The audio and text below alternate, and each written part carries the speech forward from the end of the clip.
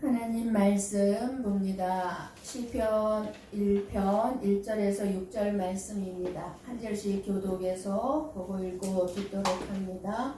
제가 먼저 1절을 봉독합니다.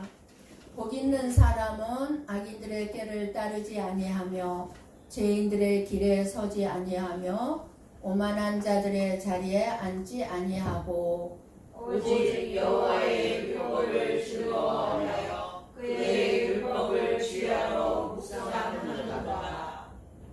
그는 시냇가에 심은 나무가 철을 따라 열매를 맺으며 그 잎사귀가 마르지 아니함 같으니 그가 하는 모든 일이 다 형통하리로다. 그러지 아니하며 오직 바람에 나는 여호와 같도다.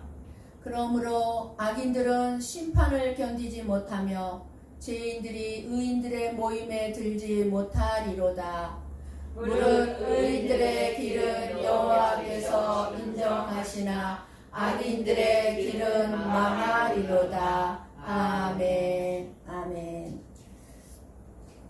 우리는 우리 인생의 수많은 갈림길에서 어떤 길이 참으로 나에게 복된 길인가 하며 고민하면서 우리는 살아가고 있습니다.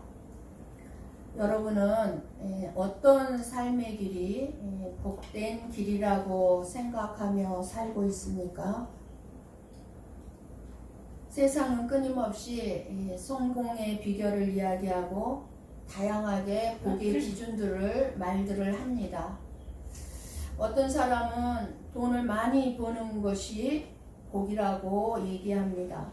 어떤 사람은 명예를 얻는 것이 복이고 어떤 사람은 자녀가 잘 되는 것이 복이고 그리고 건강한 것이 복이고 안정된 삶을 누리는 것이 최고의 복이라고 생각들 하고 살아가고 있습니다. 그러나 시편 1편 말씀은 분명히 저와 여러분에게 선포합니다. 복 있는 자는 그 모든 이 세상의 것이 아니라 하나님의 말씀 안에 거하며 의인의 길을 걷는 자가 복이 있는 사람이라고 말씀합니다. 그러면 이 복 있는 자는 과연 누구입니까? 1절 말씀처럼 사는 자는 바로 누구입니까? 시편은 우리의 노력이 아닌 오직 한 사람, 하나님의 사람 예수 그리스도를 가리킵니다. 그리고 예수 그리스도 안에 거하는 자만이 참으로 복이 있는 자라고 선포합니다. 성경 말씀은 단순한 삶의 지혜나 그리고 윤리 도덕적으로 살라고 주시는 말씀이 아니라 생명과 사망 그리고 의와 악 그리고 지옥과 천국 그리고 복과 저주를 분명하게 말씀해 주는 것이 하나님의 말씀입니다. 오늘 본문 시편 1편은 모든 사람 앞에 모든 사람이 두 가지 인생의 길을 가고 있음을 보여주고 있습니다. 한 길은 복 있는 사람의 길인데 생명의 길이라고 합니다. 또 다른 길은 악인의 길, 죄인의 길인데 결국 멸망에 이르는 사망의 길이라고 합니다. 예수 그리스도 안에 있는 생명의 길과 예수님 없이 살아가는 멸망의 길을 말씀해주고 있습니다. 오늘 시편 1편을 통해 복음의 중심이신 예수 그리스도를 발견하고 예수님 안에서 참된 복을 누리는 저와 여러분의 삶이 되시기를 축복합니다. 아멘. 예수 그리스도를 믿는 믿음은 우리가 믿음이 있다면 그 믿음 우리의 삶에 나타나야 합니다. 말씀을 보고 기도하고 예배 드리는 것이 예수님을 믿는 믿음이 아닙니다. 왜냐하면 기도하는 것, 말씀 보는 것은 믿음 없이도 얼마든지 할 수 있기 때문입니다. 예배 드리는 것, 찬양 드리는 것도 역시 믿음의 삶이 없어도 할 수 있는 것들입니다. 그런데 진짜 믿음 있는 자에게는 나타날 수밖에 없는 거예요. 예배를 드릴 수밖에 없고 찬양할 수밖에 없고 기도할 수밖에 없는 거예요. 그러니까 양갈래가 있어요. 없어도 할 수 있고 진짜 있는 사람만이 할 수 있고. 그런데 우리는 기도하고 말씀 보고 예배 드리며 살아가는 것을 믿음의 삶이라, 믿음이 있는 것으로 생각하고 있는 경향들이 많이 있습니다. 그럼 믿음의 삶이란 과연 무엇일까요? 우리는 신앙생활을 기도하고 말씀 보고 예배 드리는 것이 믿음이 좋은 사람으로 생각한다고 말씀을 드렸는데, 그러나 청소하고 밥하고 잠자고 직장에서 일하고 TV 보고 화장실 가고 병원 가고 자녀를 돌보는 일상적인 삶은 그냥 사는 것으로 여깁니다. 그건 믿음의 삶이라고 생각 안 해요. 그냥 삶이라고 생각해요. 믿음과 상관없는 것처럼 생각합니다. 그러나 하나님은 그렇게 말씀하지 않습니다. 믿음은 단지 예배 시간에만 드러나는 것이 아니라 우리 삶 전체에 드러나야 한다는 것입니다. 믿음의 삶이란 단순히 우리가 신앙활동, 교회 활동을 열심히 하는 것이 아니라 우리의 모든 삶의 순간순간 속에서 예수님과 동행하는 삶입니다. 그것이 믿음의 삶입니다. 무슨 말씀이에요? 구약의 에녹이 하나님과 동행하며 살았다고 말씀합니다. 그러면 구약의 에녹이 24시간 1년 365일 예배만 드렸습니까? 말씀만 보고 기도만 했습니까?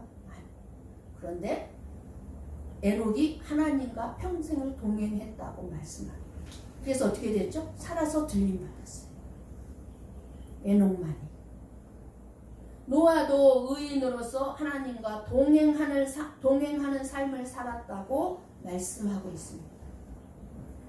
에녹이나 노아가 아침마다 새벽기도 안 빠지고 했고 빠지지 않았고 말씀 읽고 묵상하고 예배를 잘 드렸기 때문에 하나님과 동행했다고 말씀하는 것이 아닙니다.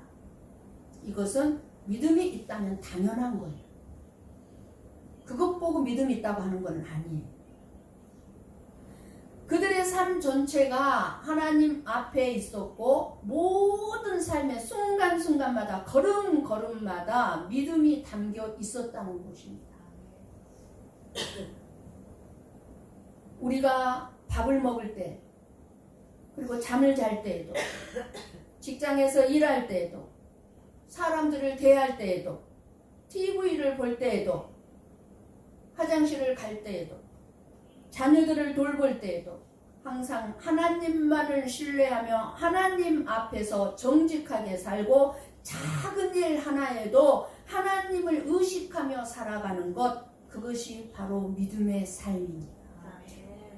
내 말 한마디 한마디 속에 하나님이 나와 함께하고 있다는 것을 증거하는 것, 그게 믿음의 삶.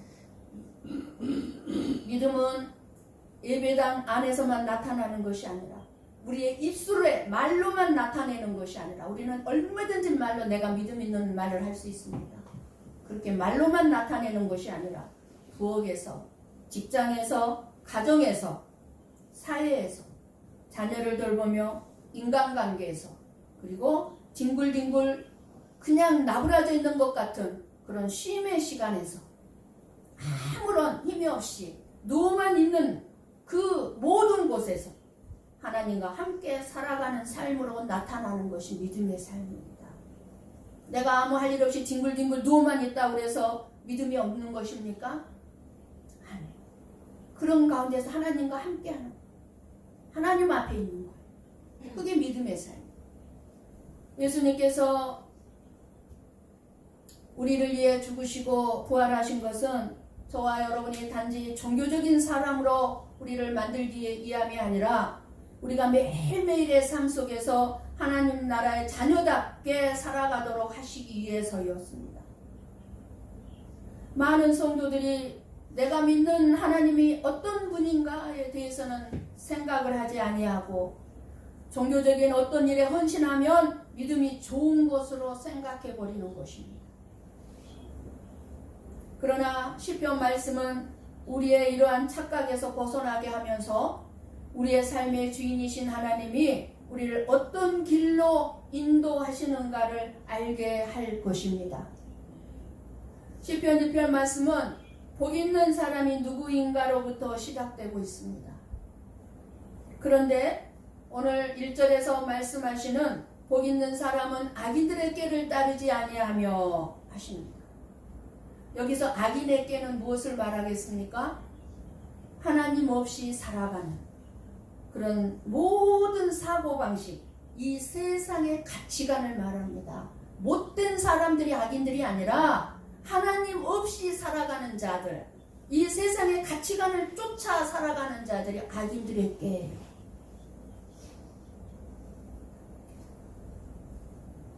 솔직히 말해 저와 여러분 모두는 본성적으로 악인들의 꾀를 좋아합니다. 그리고 악인들의 꾀를 따라갑니다. 예레미야 17장 9절 말씀을 봅니다. 함께 봅니다. 만물보다 거짓되고 심히 부패한 것은 마음이라 누가 능히 이를 알리오마는. 아멘. 여러분, 저와 여러분이 최소한 나는 착해, 그래도 선한 삶을 살고 있다고 생각할 수 있어요. 그러나 오늘 분명하게 하나님은 말씀, 만물보다 거짓되고 심히 부패한 것은 너희들의 마음이라는 거예요. 우리의 마음이라는 거예요. 어디가 착한 구석이 있어요? 악인들의 꾀만 쫓고 있는 거예요. 사람의 마음은 악에 기울어져 있고 자기 만족, 오직 자기 영광만을 추구하는 것이 저와 여러분들입니다. 오직 자기 영광, 자기 만족이에요. 그렇다면 저와 여러분은 어떻게 이 악인의 길에서, 멸망의 길에서 벗어날 수 있겠습니까? 답은 오직 예수 그리스도의 십자가입니다. 아멘. 오늘 시편 1절 말씀대로 사시는 분은 예수님밖에 없습니다.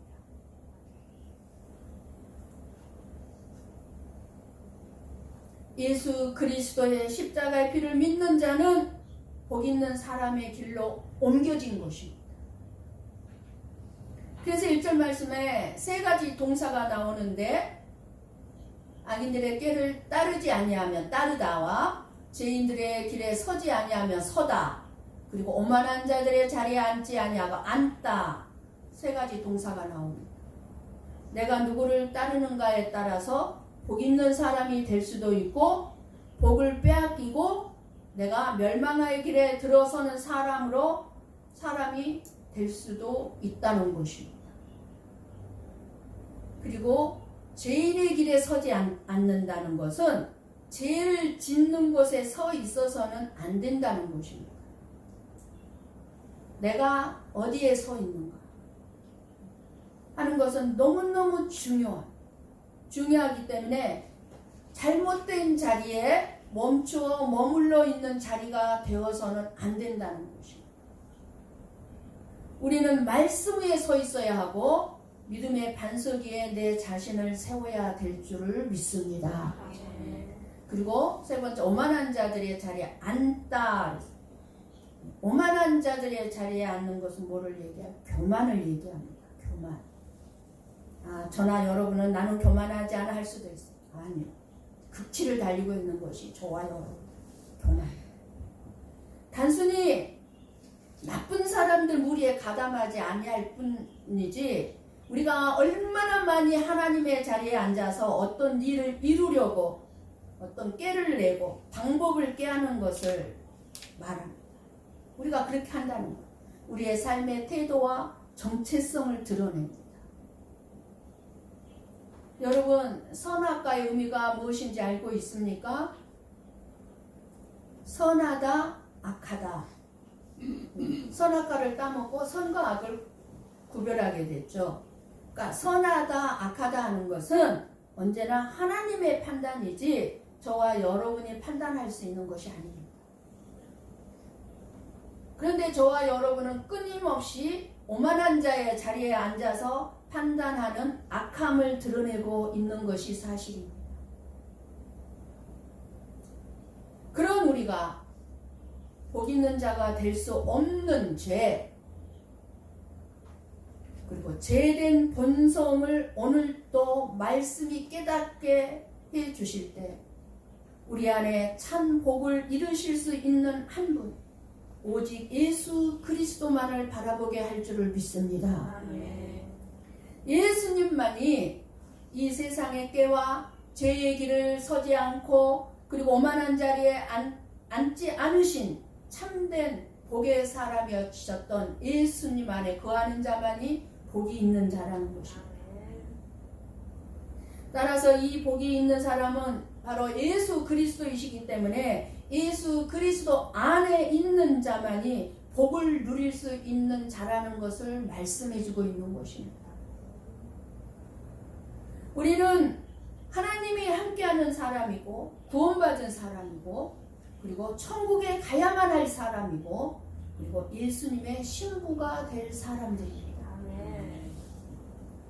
그렇기 때문에 악인의 꾀를 따르지 않고 세상 사람들이 사는 방법대로 우리가 살지 아니하고 성령의 감동과 하나님의 뜻대로 살아가야 합니다. 그러면 시편 1편은 예수님만이 복이 있는 분이다는 것으로 끝나는 것입니까? 예수님은 복 있는 분으로 이 세상에 오셨습니다. 복을 가지고 오셨습니다. 복 자체이십니다. 그리고 자기 백성들을 부르셔서 그 백성들을 복이 있는 길로 인도하시는 것입니다. 예수님이 가신 악인의 꾀를 따르지 아니하며 죄인의 길에 서지 아니하며 오만한 자의 자리에 앉지 아니하고 오직 여호와의 율법을 즐거워하여 그 율법을 주야로 묵상하는 복 있는 길로 우리가 부름을 받았고 인도받을 사람이 바로 저와 여러분이라는 것입니다. 2절은 말씀합니다. 여호와의 율법을 즐거워하여 그의 율법을 주야로 묵상하는도다. 복 있는 사람의 기쁨은 즐거움은 오직 말씀 안에서 그 말씀을 묵상하는 데서 얻는다는 것입니다. 말씀을 읽고 그 말씀을 묵상할 때 내 마음에 기쁨이 온다는 것입니다.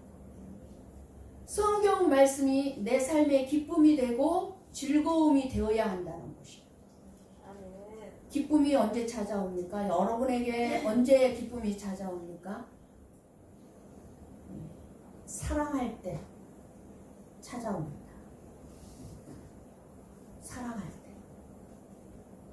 우리 한번 베드로전서 1장 8절 말씀을 함께 봅니다. 예수를 너희가 보지 못하였으나 사랑하는도다. 이제도 보지 못하나 믿고 말할 수 없는 영광스러운 즐거움으로 기뻐하니. 아멘. 저와 여러분이 예수님을 사랑할 때 말할 수 없는 영광스러운 즐거움으로 기뻐하게 됩니다. 마찬가지로 예수님은 뭐죠? 말씀이에요. 우리가 말씀을 사랑하게 될 때 말씀으로 인하여 기쁨이 있게 된다는 것입니다. 말씀은 예수님이고 예수님은 말씀이죠. 주야로 묵상한다는 것은 단지 성경 말씀을 많이 읽는다는 뜻이 아니죠. 그 마음 중심에 삶의 중심에 하나님의 말씀이 살아 역사하고 있다는 뜻입니다. 그러니까 순간순간마다 하나님의 말씀을 사랑하고 묵상하면 내가 살아가는 24시간 내내 그 말씀이 나의 삶을 역사한다는 그 말씀. 저와 여러분은 단지 말씀을 아는 사람이 아니라 말씀에 붙들려 살아가는 사람이어야 합니다. 그리고 하나님의 말씀은 단순한 어떤 내용이나 문장이 아니라 살아있는 인격이신 예수 그리스도이십니다. 요한복음 1장 1절 말씀을 봅니다. 함께 봅니다. 태초에 말씀이 계시니라. 이 말씀이 하나님과 함께 계셨으니 이 말씀은 곧 하나님이시니라. 아멘. 아멘. 우리가 말씀을 묵상할 때 우리는 예수 그리스도와 교제하는 것입니다. 이 말씀이 하나님과 함께 계셨으니, 그러니까 왜요? 예수님이죠. 이 예수님은 곧 하나님이시니라. 우리가 예수님과 교제할 때 나의 내면이 바뀌고 내 생각이 바뀌고 내 삶이 변화된, 그리고 세상이 복으로 추구하는, 세상 사람들이 복이라고 생각하는 그 모든 것들이 사실은 무익하며 헛된 것들임을 볼 수 있게 되는 것입니다. 진짜 헛되다. 우리가 어떤 사람의 죽음 앞에서만 헛된 것을 바라볼 수 있는 것이 아니라, 깨닫는 것이 아니라 말씀 속에서 말씀이 내 안에 역사할 때 그 모든 것들이 헛되다는 것을 깨달을 수 있어야 되는 거예요. 사람들이 너나 할 것 없이 복을 구하며 살아가고 있고, 교회에서도 예 없이 복을 외치고 있지만 한 가지 잊고 있는 것이 있습니다. 그것은 세상의 그 어느 누구도 하나님께 복을 받을 만한 자격이 없다는 것입니다. 많은 성도들이 예배당에 나와서 하나님께 복을 구하지만 복을 받을 자격이 없다는 것입니다. 악인이라는 것은 죄인으로 하나님의 원수라는 거예요. 그게 하나님의 원수가 악인이에요. 하나님의 원수는 뭐예요? 오직 멸망의 대상일 뿐이에요. 영원한 멸망의 대상일 뿐이에요. 그런데 저나 여러분이 죄인이라고 하면서도 겨우 종교적인 도리 몇 가지 힘쓴 것을 근거 삼아서 그저 하나님 앞에 나와서 복을 달라고 소리치고 있습니다. 왜 나에게는 복 안 줍니까? 왜 내가 원하는 거 안 들어주십니까? 자격 있습니까? 없다는 것도 모른 채 하나님을 그렇게 원망하고 불평합니다.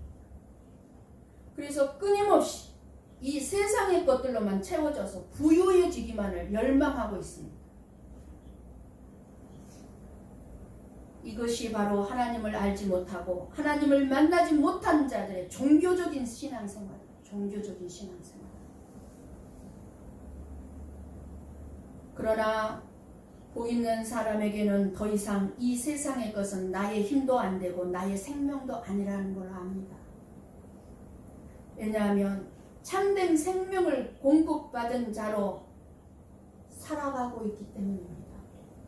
무엇으로 우리는 참된 생명을 공급받고 있습니까? 하나님의 말씀, 예수 그리스도로 말미암아 우리에게는 이미 충분하게 참된 생명이 공급되어지고 있습니다. 이 세상의 것 더 바랄 것도 없어요. 그래서 3절에 말씀합니다. 복 있는 사람을 뭐라고 말씀합니까? 시냇가에 심은 나무가 철을 따라 열매를 맺으며, 시냇가에 심은 나무라고 말씀하시는 것입니다. 복 있는 사람이 어떤 사람? 예수 그리스도 안에 들어가 있는 사람. 여기서 시냇물은 뭐겠습니까? 하나님의 은혜예요. 복음을 뜻합니다. 복음, 말씀을 듣는 자들이 복이 있는 자들이에요. 나무가 스스로 시냇가에 심기지 않는 것처럼 누군가가 시냇가에다가 심어놨죠. 나무를. 나무가 스스로 시냇가로 갔습니까? 저와 여러분도 마찬가지. 저와 여러분도 우리 스스로 내 안에 복음의 뿌리를 내릴 수가 없어요. 시냇가에 예수 그리스도 안에 뿌리를 내릴 수가 없는 자들이에요. 우리 스스로는. 골로새서 1장 13절을 봅니다. 함께 봅니다. 그가 우리를 흑암의 권세에서 건져내사 그의 사랑의 아들의 나라로 옮기셨으니. 아멘. 그가 누구? 예수 그리스도께서 저와 여러분 흑암의 권세, 마귀의 권세에서 우리를 건져내서 하나님의 사랑의 아들의 나라로 우리를 옮기셨다고. 옮겼다고. 누가요? 하나님. 우리가 시냇가에 내 스스로가 심어진 것이 아니라 하나님 우리를 은혜의 자리로 옮기셨다는 것입니다. 그렇게 복음의 뿌리를 내린 사람은 계절에 따라 열매를 맺습니다. 때로는 가뭄처럼 내 영혼이 메마른 때가 옵니다. 메마른 때가 있을지라도 내 뿌리는 은혜에 닿아 있지 않으면은 죽기 때문에, 그러나 이미 내 뭐예요? 뿌리가 은혜에 닿아 있기 때문에 시절을 쫓아 열매를 맺는다는 거예요. 예수 그리스도와의 관계 속에 깊이 뿌리를 내릴 때 우리는 마르지 않는 잎사귀가 계절을 따라 맺히는 열매를 경험하게 된다는 것입니다. 마르지 않는 잎사귀가 될 뿐만 아니라 이 형통함은 세상 사람들이 말하는 성공과는 다른 것입니다. 환난이 와도 풍파가 밀려와도 고난이 내 인생에 있을지라도 내가 말라 죽지 않는 생명력이 있는 복 있는 자에게 시냇가에 심은 나무라는 것입니다. 그 사람이 복 있는 자라는 것입니다. 왜냐하면 복 있는 사람은 생명수인 예수 그리스도 안에 있기 때문입니다. 시냇가에 심은 나무가 곧 예수님과의 관계에 있음을 의미하는 것을 알아야 합니다. 중요한 것은 내가 시냇가에 심겨져 있는가입니다. 여러분이 시냇가에 심겨져 있습니까? 아멘. 시냇가에 심겨져 있다면 목마름이 없어요. 가람이 없어요. 끊임없이 물은 시내로부터 무한하게 공급되기 때문입니다. 이것이 은혜입니다. 아멘. 이 은혜를 누리는 저와 여러분 되기를 원합니다. 아멘. 4절 6절 말씀은 악인들, 죄인들의 형편에 대해서 말씀합니다. 악인은 겨와 같다고 말씀합니다. 이 세상의 삶이 대단하고 화려해 보인다 할지라도 심판날에 바람에 날려간다는 것입니다. 바람에 날려가는 겨와 같다는 것입니다. 하나님의 심판 앞에서 아무것도 남지 않는다는 것입니다. 이게 실제적으로 실감 있게 들려줘야 돼요. 그냥 지나가는 말, 지나가는 이야기로 들려주면 안 됩니다. 실질적으로 우리 앞에 일어날 일입니다.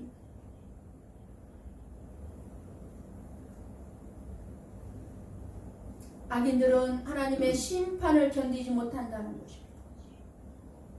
심판은 반드시 찾아옵니다. 그래서 예수님의 마지막 비유들을 보십시오. 달란트 비유든 문화 비유든 어떤 비유든지 비유를 보면 종말론적인 비유입니다.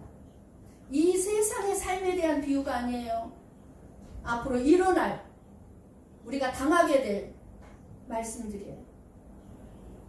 달란트 비유나 열처녀 비유 등 예수님의 마지막 비유들은 다 종말론적인 심판에 대한 말씀들입니다. 우리가 원하든 원하지 않든 심판은 다가오고 있습니다. 그리고 그 심판은 악인과 의인에 대한 심판이고 그리고 양과 염소에 대한 구별일 것입니다. 5절 말씀에 그러므로 악인들은 심판을 견디지 못하며 죄인들이 의인들의 모임에 들지 못하리로다. 6절에 무릇 의인들의 길은 여호와께서 인정하시나 악인들의 길은 망하리로다. 아멘. 우리는 이 말씀들을 두려워할 줄 알아야 합니다. 예수님은 바람에 나는 벼처럼 흩어져야 할 우리를 위해 대신 죄의 대가를 짊어지시고 하나님의 진노를 받으셨습니다. 우리에게 중요한 것은 하나님이 인정하시는 의인의 길을 가는 것입니다. 우리는 결코 의인이 될 수 없지만 의인의 길을 가신 예수님만을 우리가 붙잡는다면 우리 또한 의인의 길을 가는 곳입니다. 예수님의 복에 참여된 자로서 예수님이 가신 길을 따라가는 것입니다. 복은 세상이 줄 수 있는 것이 아니에요. 그런데도 수많은 사람들이 세상이 복을 준다 생각하고 그저 세상에 매달립니다. 그리고 복은 내 노력으로도 얻을 수 없습니다.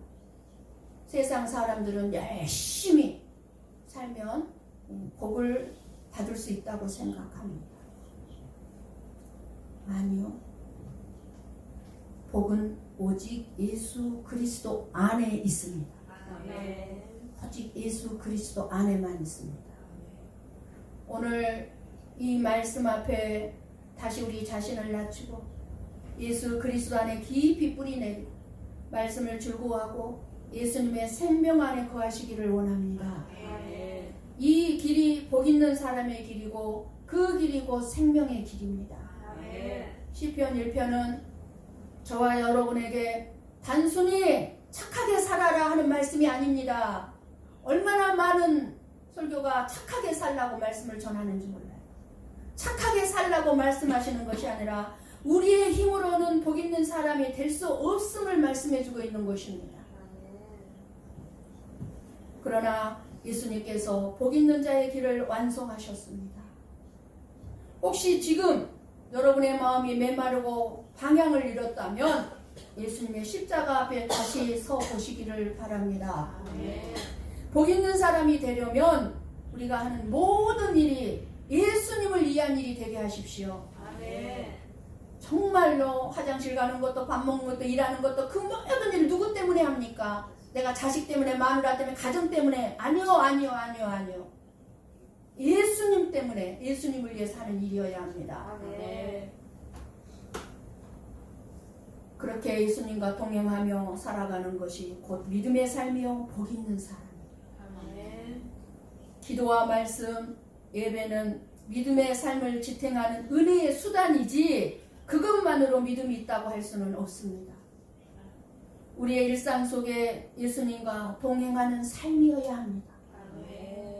우리와 함께 밥을 드시고 함께 내가 피곤해할 때 예수님도 피곤해하시고 내가 기뻐할 때 예수님도 함께 기뻐하시고 내가 슬퍼할 때 예수님도 함께 슬퍼하시고 내가 힘들어할 때 예수님도 함께 힘들어하시고 그러니 오늘도 아무 일 없어 보이는 그 삶 속에 있다 할지라도 예수님과 동행하는 복된 하루가 되시고 복 있는 자들이 되시기를 주님의 이름으로 간절히 축원합니다. 기도하시겠습니다.